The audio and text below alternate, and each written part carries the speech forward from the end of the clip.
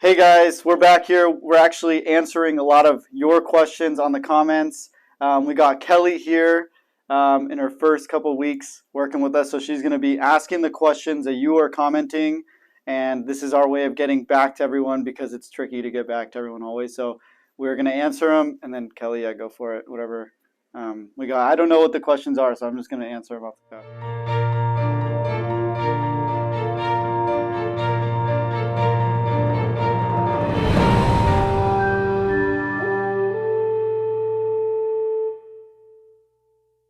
Okay.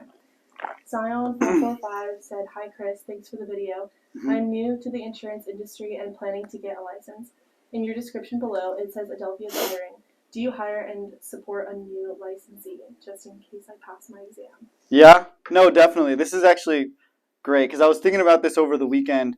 One of the things, and this is probably good for you too, like if you're building an agency, I'm trying to set up a program where we onboard agents, whether in the office or remote.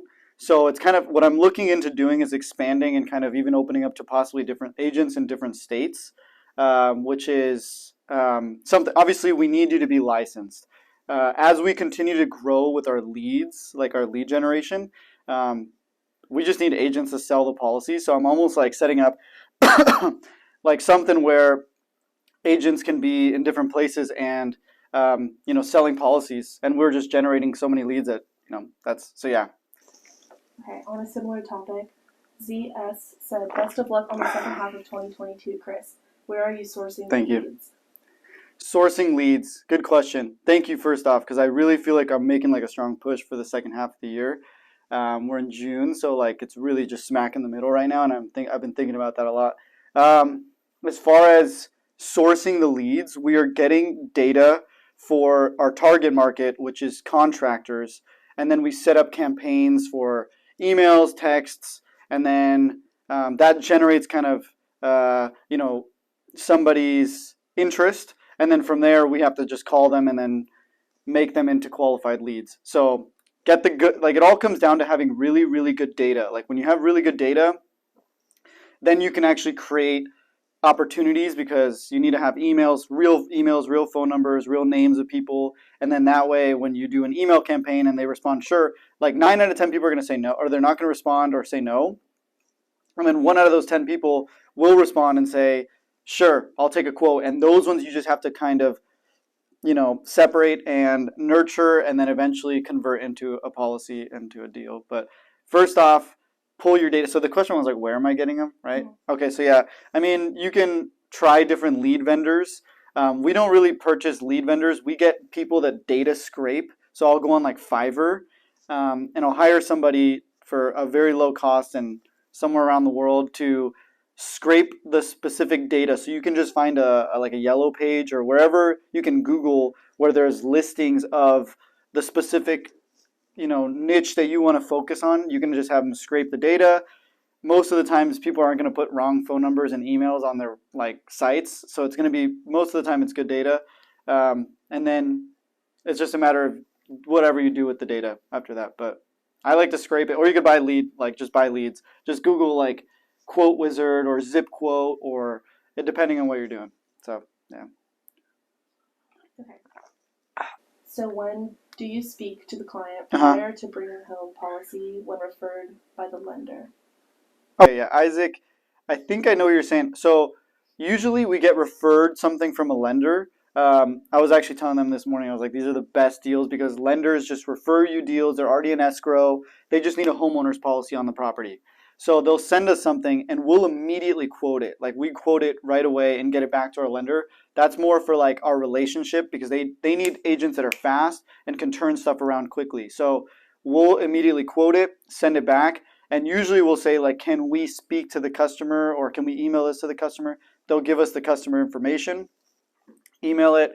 And then once it's in their possession, within 30 minutes of sending an email to a customer, I always like to call and follow up. So that's when I would call them and I would say, hey Kelly, just following up just to make sure you got the quotes.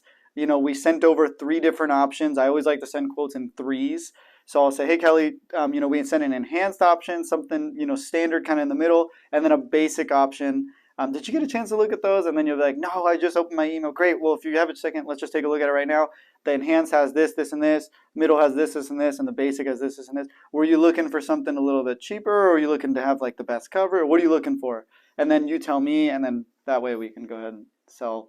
Then we position our product to sell. Yeah. Perfect. So, Dominique commented on your video about your book. Dominique. I want a signed shirt and book. How can I make this happen? Yeah, I think we said like Dominique, we'll send you something. You've been hyping us up a lot. So Dominique, if you send us a DM on Instagram, at Adelfia Insurance, send us a DM. Just send us your like whatever good mailing address is for you, and we'll send you a shirt. And what was the other thing you wanted? Book. A book. We don't have physical copies of the book, but we'll send you the book if you want. Just give us your email. Yeah. Christabel commented, curious, what vendor do you use for commercial leads? Yeah, back to the same one. I don't use a vendor. I would like to look into one, but we just generate them all ourselves, just pulling like raw data. A lot of times like depending on whatever state you're in, you can also go to your contractor's license board where you can pull, they'll have the data there ready to go. And a lot of times that's for checking on licenses to make sure they're active and stuff. So that's like public data. So you can pretty much find a lot of this just public data online. Yep. Okay. How do you reach out to new customers in the first place? Well, this is like a 3-part question. Okay, that's good. I can tell that one, but you keep going. Go ahead. What do salesmen do exactly, and how does it work for promoting when you're still a small company? Yeah, all pretty good questions, I guess. So the first one was, how do we reach out to people? Email, text, and calling. The best way to get a hold of people is by calling them. I used to like go and like door knock. It is extremely inefficient. Your phone, you can call 100 people by the time you can do like 5 houses. So it's just better to do the phone. Email you can do at scale. Like you can email like hundreds and thousands of people a week. So it's also a big numbers game. Like you really want to be in front of more people. So that's how we contact them. Also, like our social media is put in place so that they contact us.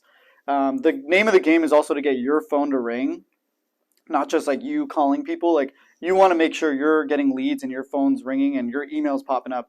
So yeah, marketing. The next thing, like what does a salesman do? A salesperson is the only thing between somebody buying a product and the product. So like the buyer and the product, the only thing in between them is the salesperson.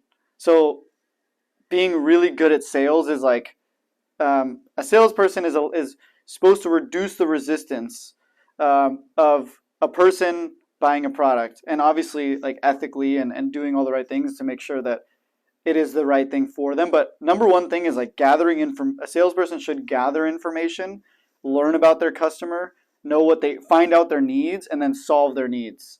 That's really what it comes down to, what a salesperson is. And then lastly, how do you market as like a small business? Yeah, how does it work for promoting when you're still a small company? This, exactly what we're doing like right now, is exactly how you promote as a small business. You should be like using video, I think. Excuse me, I just got this breakfast going. I'm just like, So yeah, I would say like using video is the most important thing you can do as a small business or a salesperson, because I was thinking about this recently too. I haven't really like said this on like video yet, but even like music, art, anything that's on the record that can live longer than you, like these videos will go on forever. Like if people keep watching them, So I think the most important thing you can do is put yourself on video and like on the record, because that can be duplicated. Like the amount of people that have learned stuff from my YouTube channel while I'm sleeping is crazy. Like, so video is super important. Obviously, like photos. If you're not comfortable like on video or taking photos, like start writing, like using text, copyright.